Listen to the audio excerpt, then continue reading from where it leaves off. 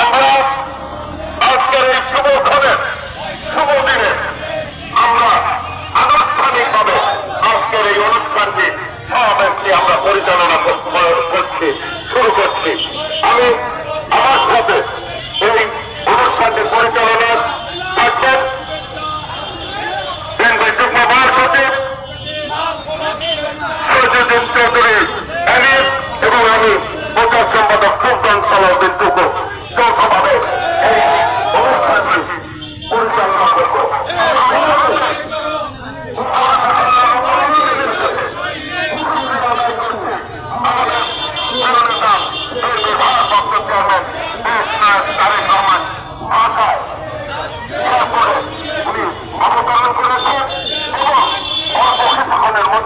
আমাদের মাঝে ইনশাআল্লাহ উপস্থিত হবেন।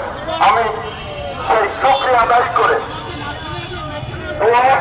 এবং কোরআন তালাওয়াত করার আহ্বান জানাচ্ছি ওলামা দলের সংগ্রামী সদস্য সচিব অ্যাডভোকেট আবুল হোসেনকে দোয়া এবং মোনাজাত করার জন্য এবং কোরআন তালাওয়াত করার জন্য বিশেষভাবে অনুরোধ করছি।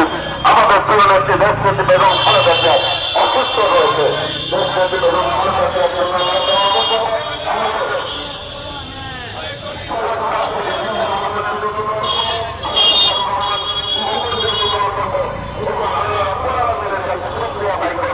আমাদের প্রিয় নেতা ইতিমধ্যে আমাদের এই ঢাকার শাহজালাল বিমানবন্দরে এসে উপস্থিত হয়েছে। সকলকে আজকে এই কোরআন তালাওয়াত এবং দোয়ায় অংশগ্রহণ করার আহ্বান